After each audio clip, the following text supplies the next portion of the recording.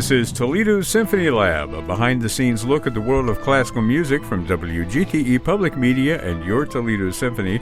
I'm Brad Cresswell. Joining me today are the Toledo Symphony's president and CEO, Zach Vassar. Also, we have the TSO's Director of Marketing, Vanessa Gardner, and we have a very special guest who is joining us by phone today. That is, let me bring in a little walk-on music here. Wait for it, wait for it. Okay, keep waiting for it.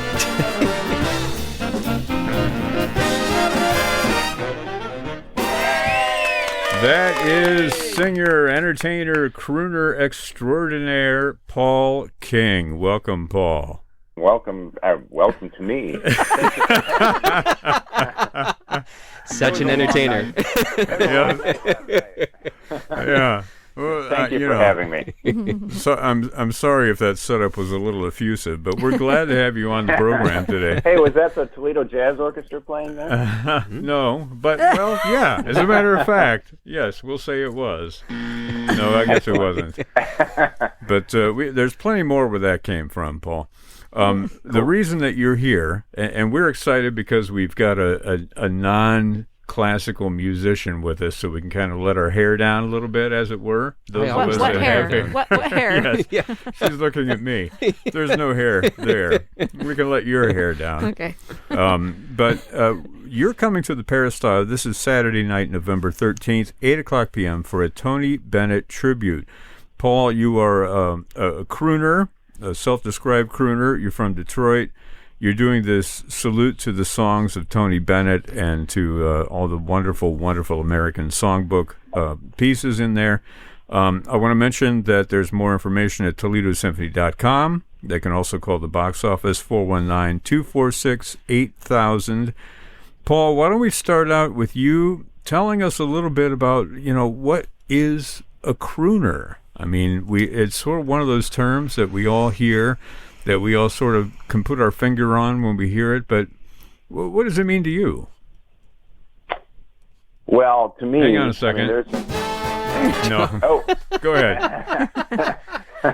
I'm already getting the hook. Yes. It's been great talking to you. Yeah.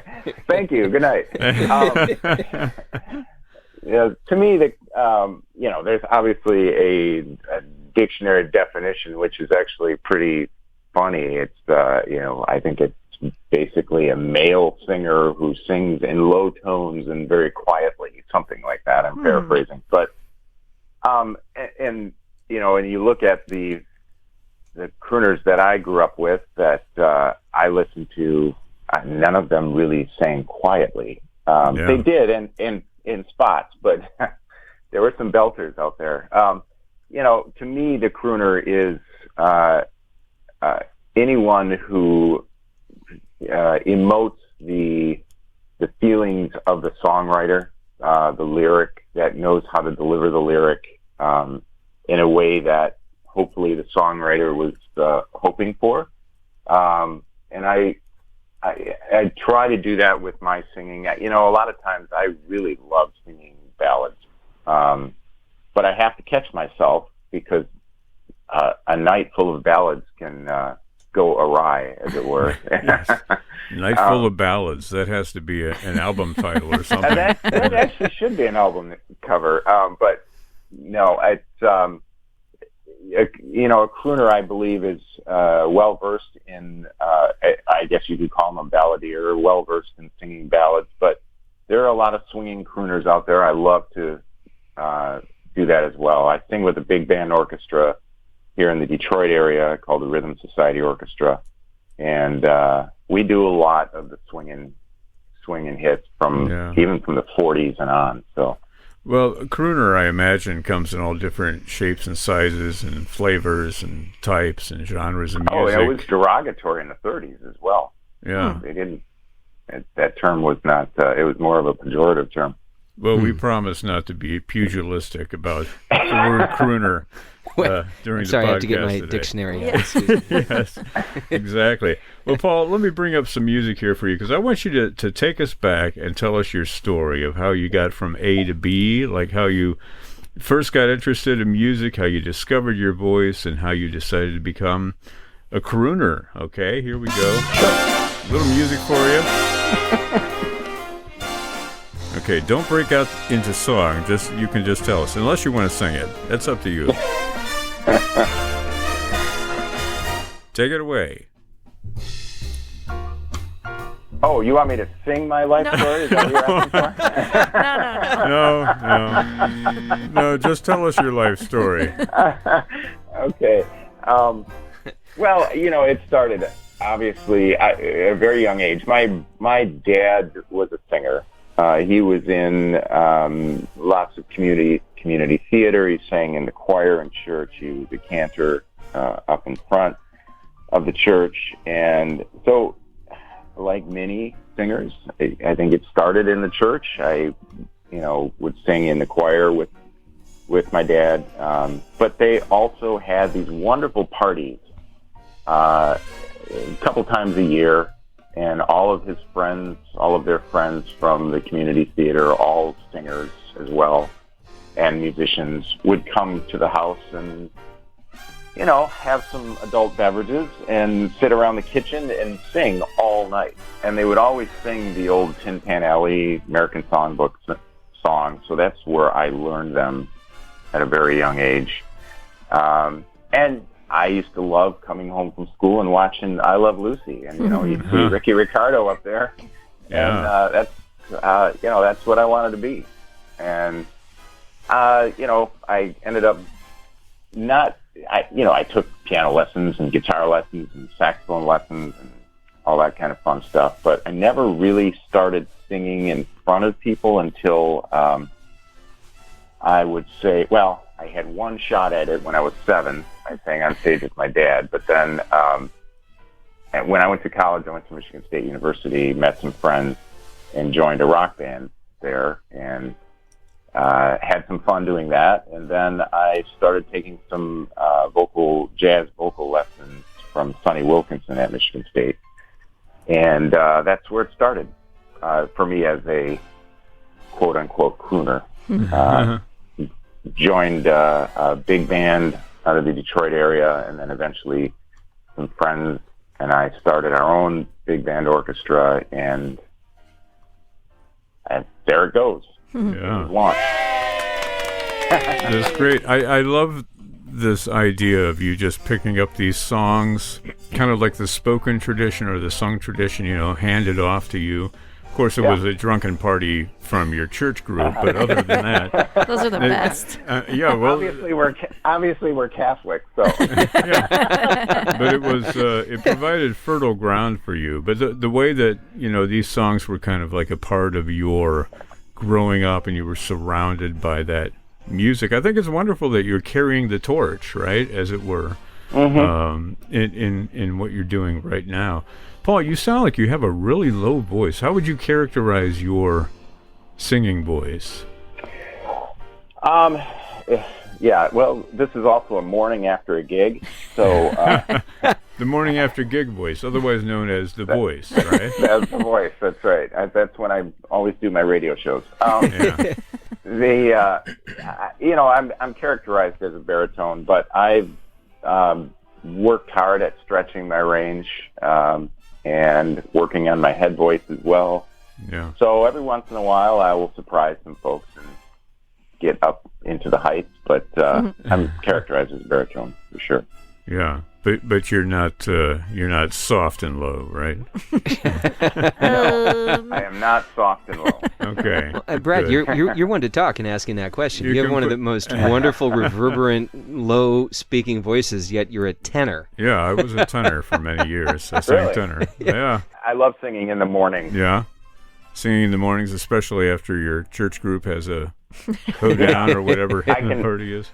I can really dig deep and hit those low notes in the morning. Now, don't ask me to do that later in the evening, but you never know. Yeah.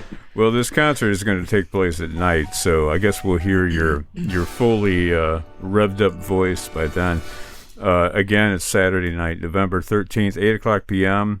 Great selections from the American Songbook. More information at ToledoSymphony.com, 419-246-8000. Paul King and his tribute to Tony Bennett.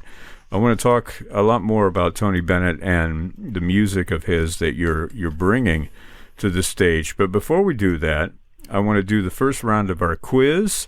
I mentioned this to you, Paul, that we have a quiz, and this is it's got a sort of a crooner theme to it. The first round is called Down the Tony Bennett Rabbit Hole. And basically that just refers to the fact that I looked up a couple of questions and then I found a whole bunch of answers that were... Do they match up to the questions? That were similar to the same thing. It's completely arbitrary, so you just follow me down the rabbit hole. Now, first of all, let me get some music going here. There we go.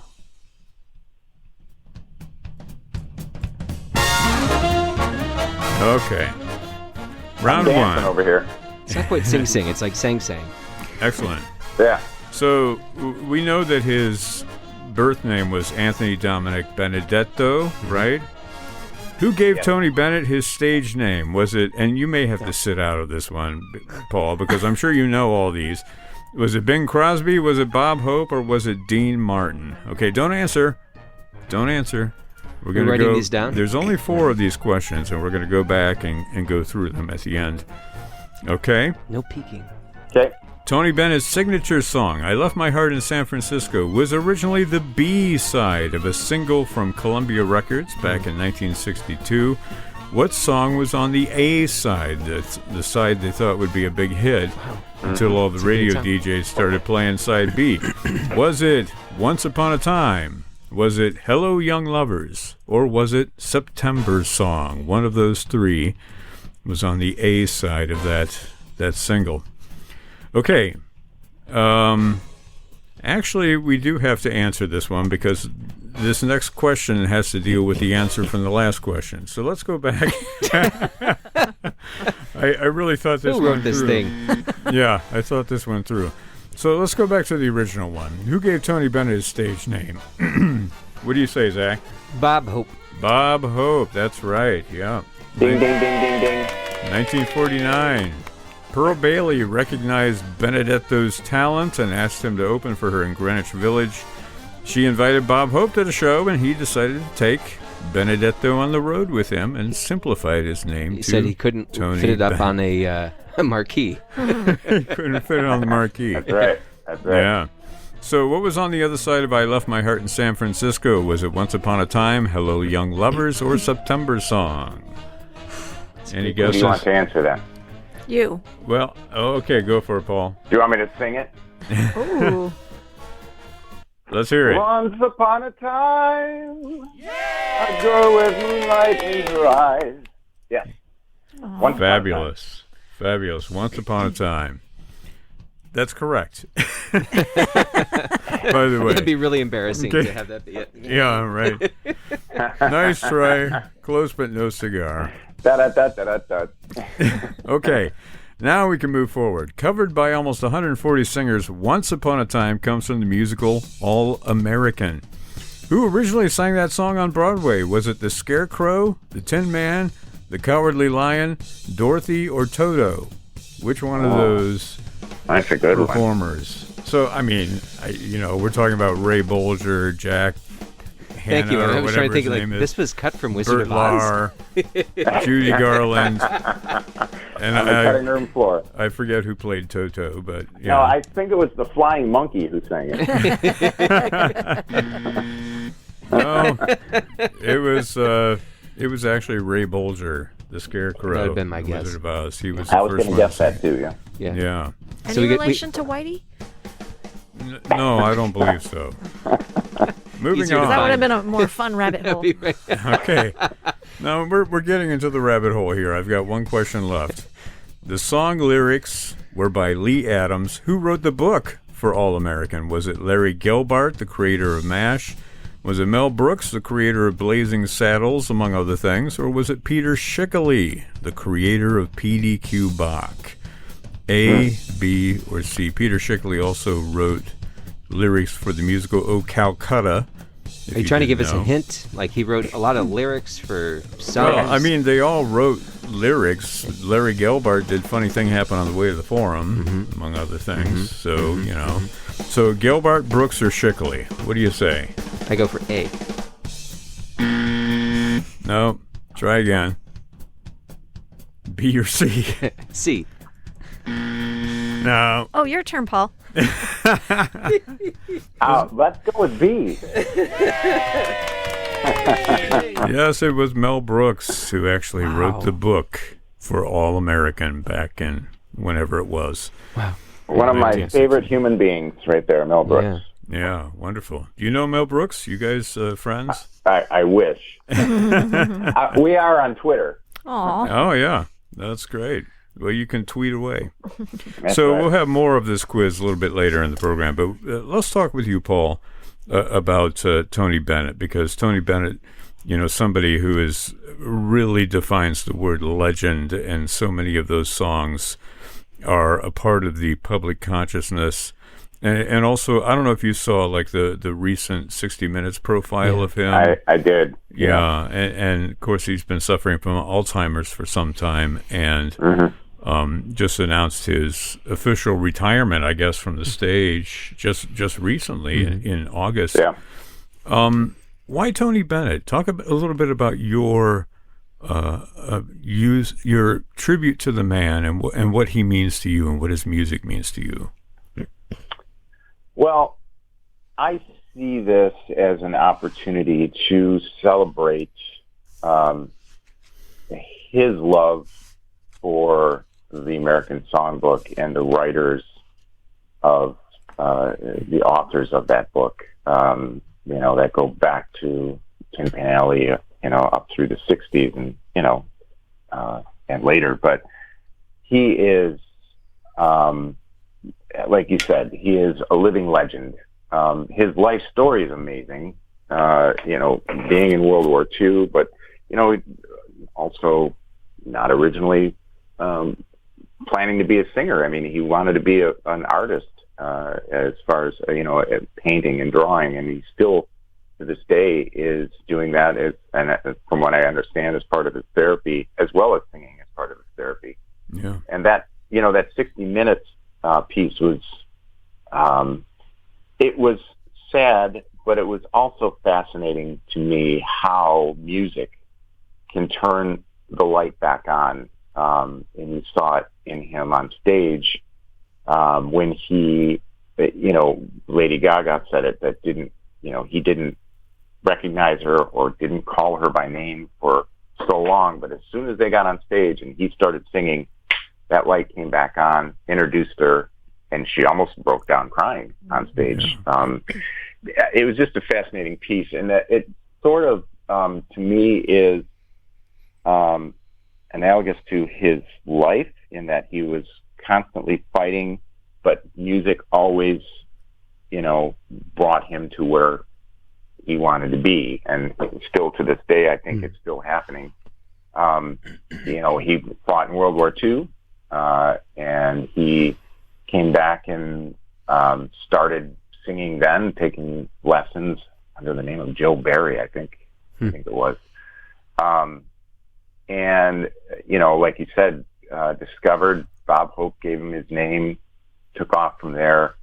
But the thing that I love about Tony is that he, Mr. Bennett, I should say, I don't know him on a first name basis, but is that he does what we talked about earlier about being a crooner, about delivering the message that the songwriter intended, and delivering not only the lyric but the emotion behind the lyric, and making that connection between the artist and the audience, and you feel the energy coming from him, and it just fills you up as an audience member.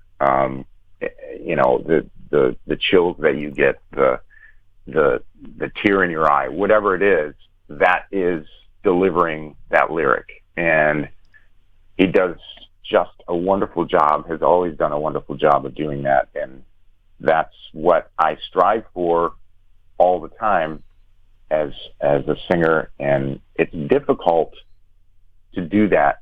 Some nights it's really easy. Some nights it's really difficult, but it all comes down to, I guess, living, sleeping, eating with a song, and that happens to me a lot, where a song is in my head and I just can't get it out. But once it's inside you and you live with it for so long, you start to understand what the songwriter meant by the song, and hopefully you can get that across when you're on stage. And he does such a wonderful job of that. Yeah. That's Well, very we well look said. forward to that. Well, and he's such a sincere singer. And I think You're talking about Tony Bennett, not Paul, right? both, of course, both Mr. King and Mr. Bennett. Yes. I should call you Mr. King, unless we're. No, that was my dad. Okay. I was listening to "Shadow of Your Smile," one of my favorite Tony Bennett tunes. Oh yeah, I love and that. it and just the verse. I love the verse. Well, and that's the introduction. I mean, Tony always sings the whole song. Yeah. I don't think the song begins until a minute and 3 seconds in, because he always celebrates what the writer was writing, and I've always loved that about him, because he sees it as the full commitment of the artist, and I'm sure that there were a lot of record executives who wanted him to trim it down and make it a single and get it out there, but he was always very committed to that. Yeah. We're talking with the crooner Paul King, the singer of songs from the American Songbook, singer of Tony Bennett songs, giving a tribute to Tony Bennett. That's Saturday night at the Peristyle, November 13th at 8 o'clock p.m. I should mention, Paul, you're not doing like a cover show. You're not dressing up as Tony Bennett and trying to be Tony. Well, I mean, we had the David Bowie impersonator. David Bowie did that. Yeah, that was a little interesting. Well, that would be fun. I mean, I think he actually had we chose Paul King for Paul King. Okay. That's right. Which actually has a fun story to it. Because I was going to ask you, Paul, if you ever went as Tony for Halloween, but I have not. No. Okay. I'm not going to take Alec Baldwin's place. In that, That's great.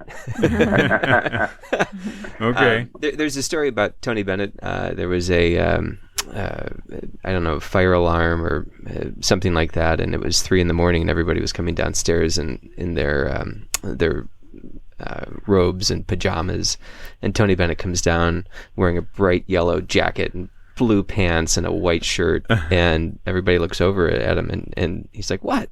It's just like, that's just what he wears. It was like my high school prom outfit right there. You just described.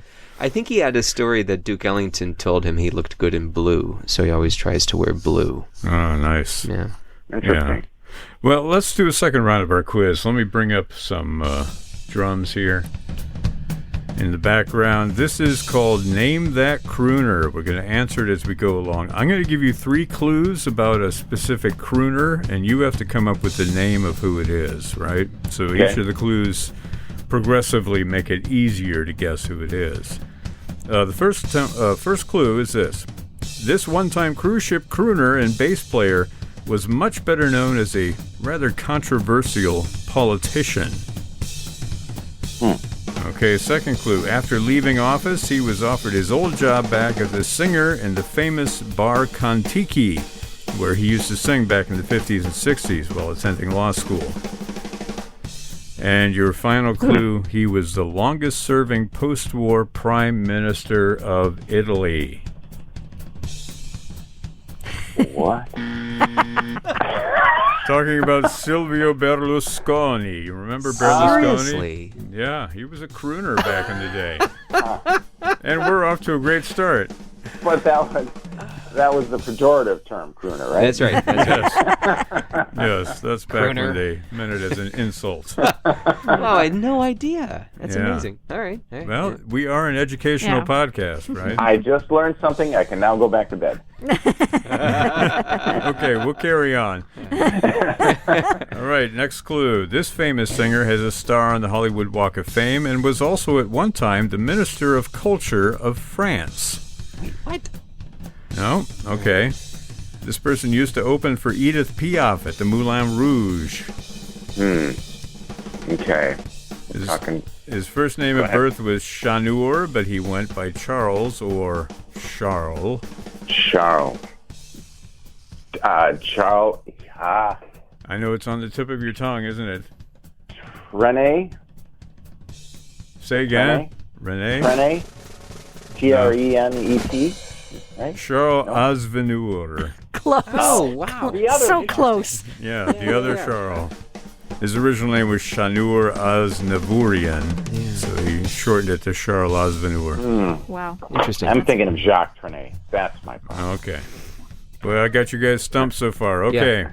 This person once turned down a chance at the Olympics to pursue a music career. Happens all the time. Yeah. A big influence, Lena Horne said that they stole everything but the gowns for their act. In other words, she was a role model for this person. Chances are this singer left their heart in San Francisco because it's their hometown. They were from San Francisco. Chances are. That's a big clue right there. Oh, yeah. That would be... That would be Johnny Mathis. Johnny Mathis. Yeah. Sorry. That's okay. You don't sing any Johnny Mathis on your concert, right? Not yet. I have sung Johnny Mathis. Okay. I did a recording for a music sales company. They wanted to re-record Chances Are. So what are the the clue. chances of that? So you would think I would have gotten that. Yeah. Yeah. That's okay.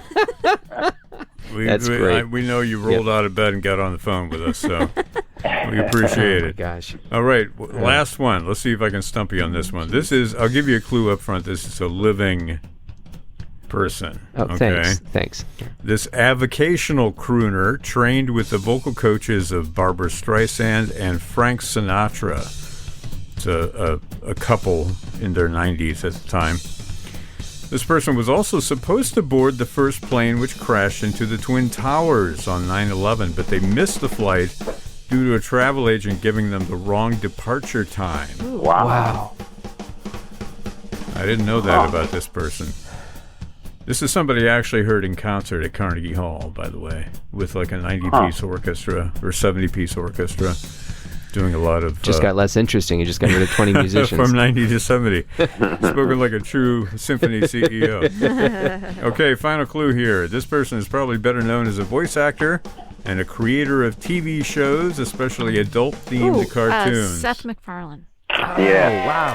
Yes. Yeah. So far, I think that Vanessa's in the means lead. I won the quiz. With one question right. Way to go, Vanessa. Wow. Oh. Okay. Thank you for saving us. Yeah, right. That would have been the first blowout. Well, we'll have one more round, so there's still a chance for somebody to come from behind and win the quiz. But so far, Vanessa's in the lead, so yay, Vanessa. Let's talk some more about. So the first round doesn't count? Is that what happened? Who won the first round? Oh yeah, you won the Yeah. first round, but that was right. you know. You know, guys, the first round's on me. Okay. Okay. What are we going to talk about now? Well, I think we should talk we have about to how tell this Paul's story. this Okay. concert came to be. I'm going to cut this little part here. Let me jump Okay. in. All right. Why don't you jump in, Vanessa, and say I have a story to tell. Okay. Okay. So I have a story to tell. Hang on. I'll give you a cue. You can edit it. I'll give you the cue. Yeah, but we were talking while you did that, right? No. So- okay. Wait. Let me check. All right. I think we're ready. Okay. 3, 2, 1. I have a story to tell. Hang on a second. I got some music for you. All right. This is Yeah. This is about right. Okay, let's hear So it. when I got to Toledo, I made it very well known that I had a landmark birthday coming up and that my friends and colleagues ought not to disappoint me. What does that mean, landmark birthday? She was turning 50. Oh, wow. It's Excellent. the big 4-0. And and Zach and Emily and other friends, Rachel, and they surprised me by bringing my mom into town, but also with a wonderful night out in Detroit. So we had dinner and then we went to the London Chop House, not the Chop House in London. Right. There's London, Ontario across the water, I guess. And there was this great trio playing, and I said, Zach, we should talk to this guy. Like, let's have him do a show with orchestra. This is a really great idea. And at the time, we were planning the season and trying to think of ways that we could incorporate the full orchestra more into our pop series. Mm-hmm. And so I was like, Zach, go talk to him. Go talk to him. And Zach was like, I don't have any business cards. I'm like, just go talk to him. Give him your number. I can't talk to him. I don't have my business card. So I think he took a receipt. I did. I wanted to give Paul his space because, when you're doing a set, you want some downtime in between. The last thing you want to do is have people come up and say, so how'd you get into music? And we saved that like this podcast. we saved that for the radio show. Okay. Yeah. So I had nothing to write on, so I just wrote on the back of the receipt. I said, hey, Paul, call me. I'd like to talk to you about something in Toledo. And, for all Paul knew, I was trying to sell him real estate. I would have been like stalker alert right there. Well, it's funny you say that because when you came up, was it a receipt or a napkin? I can't remember. Clearly, I can't either. But when you handed me this, let's say, napkin with your phone number on it, and you said, hey, call me, I was a bit taken aback. That doesn't normally happen to you, huh? Well, not normally. No. But you don't have people in the audience like throwing napkins at you with their phone Zach numbers on really loves Tony Bennett. Obviously, he's not doing a Tom Jones tribute, right? I'm glad I took the leap and made the phone call. Let's put it that way. Yeah. That deserves a very yay. happy. Yeah. Exactly what I got. Very nice. So you're glad that you're coming, and I assume that Vanessa and Zach, you guys are ecstatic as well. What are we going to hear on this concert? Just give us sort of a little teaser. I don't mean to sing it for us, but tell us, a lot of quiet and low songs. I think, yeah. Quiet and low, right. High and loud, quiet and low. We have both kinds of music. Well, I have partnered with the great Paul Keller from Ann Arbor area, Detroit. He used to be the principal bass player the only bass player for Diana Krall, but he also still tours with many wonderful artists, and we are lucky to have him here in the Detroit area, Ann Arbor area. And Paul has done a lot of the on these tunes, so we are doing, a range of songs from Tony's career, starting from very early on, some Tin Pan Alley tunes and some early recordings, even doing a medley of his tunes, starting from his first number one hit and kind of running through his repertoire. But it is definitely a celebration not only of Tony Bennett but also a celebration of the American Songbook. We do a couple of medleys, I should say, of one of Irving Berlin, one of Gershwin, but we hit some of the big hits as well. So I don't want to give away too much. Yeah, save a few surprises, huh? Yeah, sure. What are you guys looking forward to here in the studio? Well, I don't want to give away too many surprises. So if I can go back in a Wayback Machine here. So Toledo Symphony has history with Tony Bennett, in that he sang with us twice. I want to say, pressure. Yeah, right, in the late '90s, early 2000s, so in that kind of part of his career, and somehow I got to attend both of those, even though I wasn't living in Toledo at the time. But I had just a really happy experience at both of those performances, and there's something kind of electric when the audience connects with the music, and the singing is sincere, as we spoke about earlier, and something about Paul when we saw him up in Detroit just made me think that this was the right energy for the moment, and I'm just looking forward to that. I'm just looking forward to after the year we've all had, having some real opportunity to connect with words and music and some gorgeous arrangements. So I might smile a little bit on that one. Very nice. Paul, let me ask you, I mean, we're sort of on the precipice of seeing some light at the end of the tunnel here with this whole pandemic thing, and it put a big dent, in many musicians' lives. I'm wondering how, the past year and a half has been for you, and now that you see it kind of emerging a little bit, what are your feelings about all of this? Well, past year was trying on the musical front. It was, I have a lot of friends that I am grateful to be in a position where I'm able to help some of friends that were having a rough time.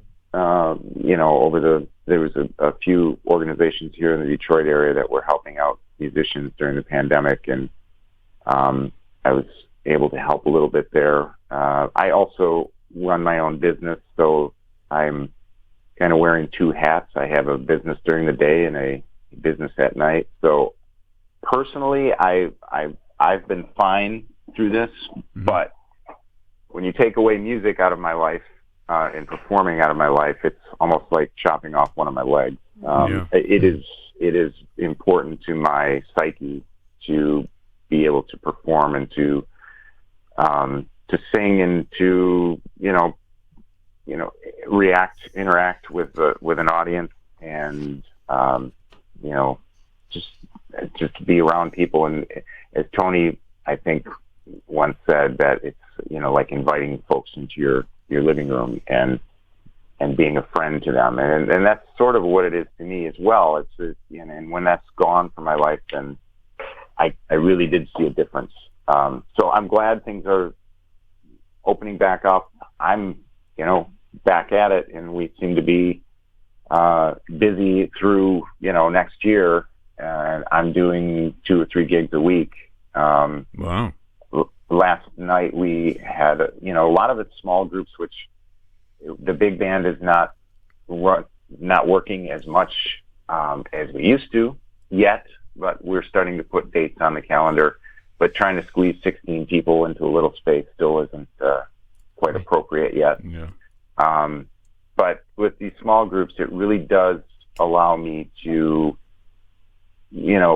expand the song a bit, dig a little deeper into the tune, understand the lyrics more, and really enjoy almost, the quiet joy of these songs. With a small group, it's refreshing, and then when I get back to the big band, it'll be even more wonderful to sing with all of my friends there as well.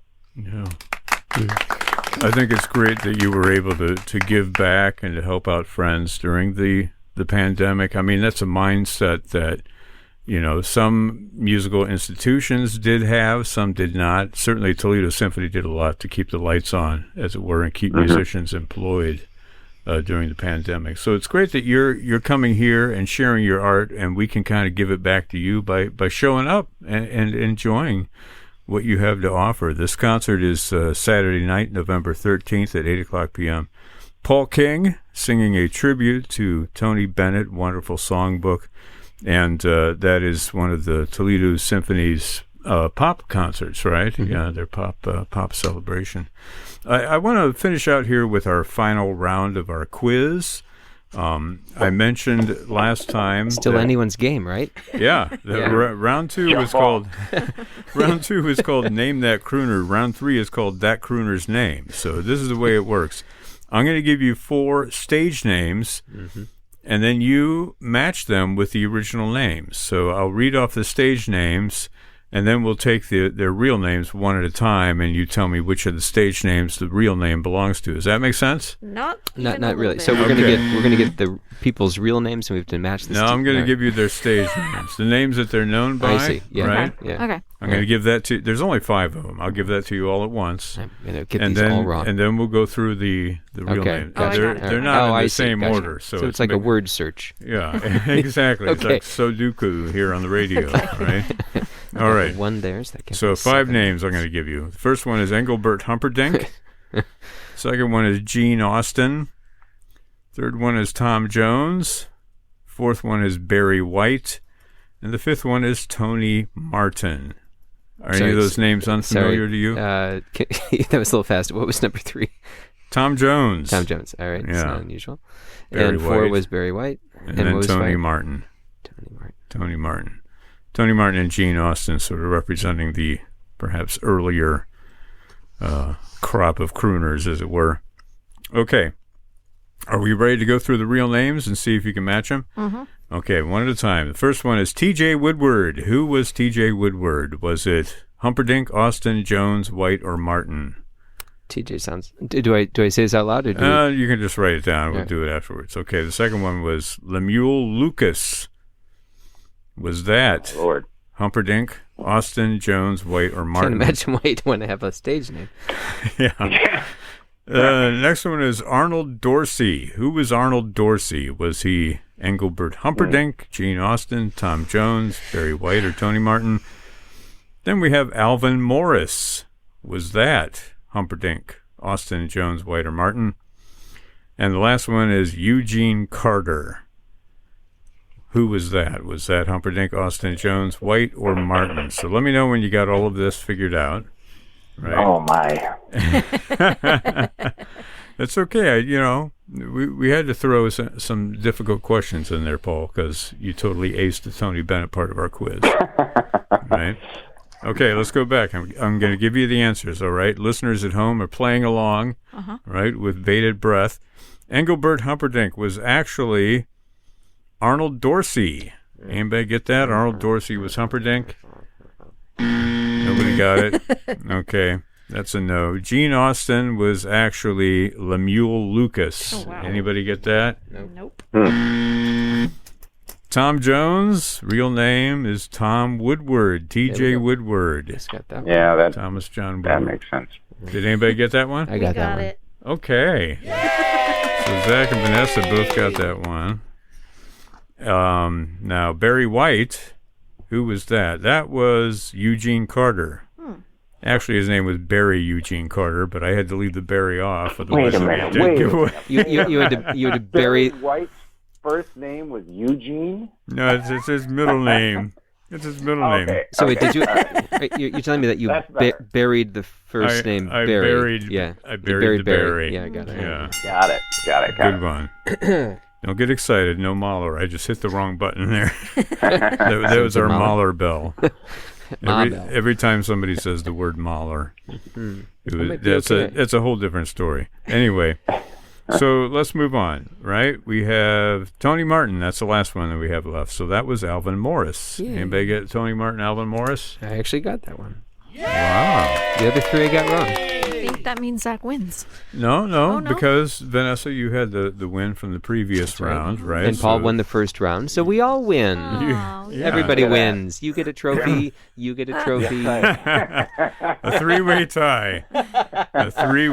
Fantastic. That's like the best of all possible This kind of worlds. fits with Tony Bennett, though, because he was still is a very happy man. I actually read his autobiography, The Good Life, and it was one of the most boring books I've ever read, because it's like, this happened, and this is, life is good, and I got so lucky, and then this also happened, and life is good, and I'm such a lucky guy. And I said there was no moment of drug use or or Catholic parties with booze, and, right. where you he never learn really songs. he's just such a good man, and so everybody wins in Tony Bennett's world. Everybody wins in a quiz today. Oh. Yeah, that's great. He did have some struggles, but, his sons are wonderful, and that, I think there's a lot to be said for them kind of bringing him back into the spotlight in the 90s. And, his son, Danny, I think, was either his manager or his producer or something like that, yeah? Yeah, still is, yeah. And that was the big MTV Unplugged, one of the most unexpected things, but it relaunched the career and connected folks with great music. Yeah, totally. Yep.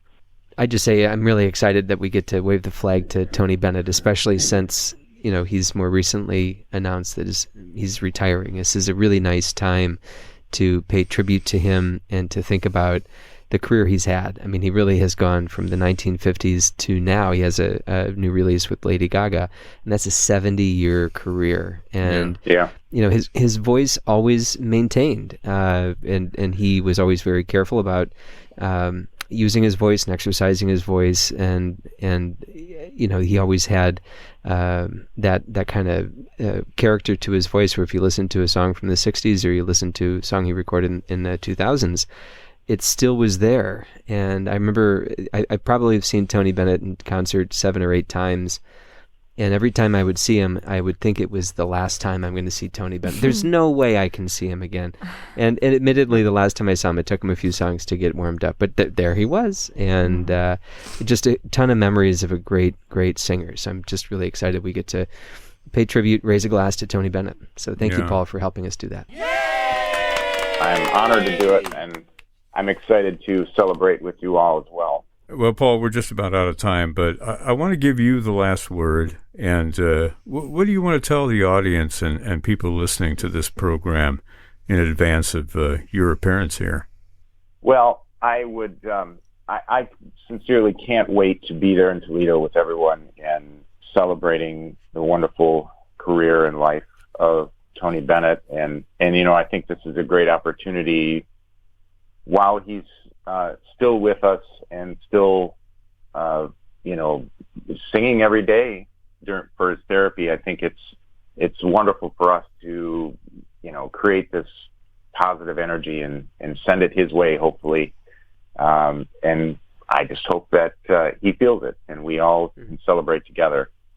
I would also like to add, as far as crooning is concerned, there was a great quote from Bing Crosby. Actually, it was in a song, I think, back in the 30s. And it's just a little bit of advice from Bing. He says, "Learn to croon. You'll eliminate your rivals soon. If you're heading for a sunny honeymoon, learn to croon." That has to be a song, right? Yes, it is. Yeah.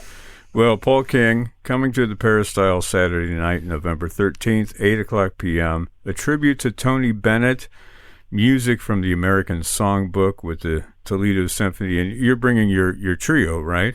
They're going to play with Correct. you? Yeah. Yes.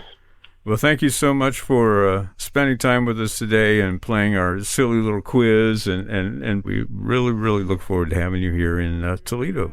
I appreciate it. I look forward to seeing you all. This program is a production of WGTE Public Media in collaboration with our sponsor, the Toledo Symphony, with generous support from the Rita Barber Kern Foundation. You can download episodes of our program as a podcast by going to our website at wgte.org/lab.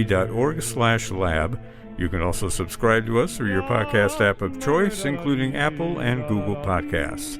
Remember, you can check out all the upcoming events at the Symphony by visiting their website at toledosymphony.com and their various social media outlets on Facebook, Instagram, and Twitter. And you can find the TSO streaming platform online at stream.artstoledo.com.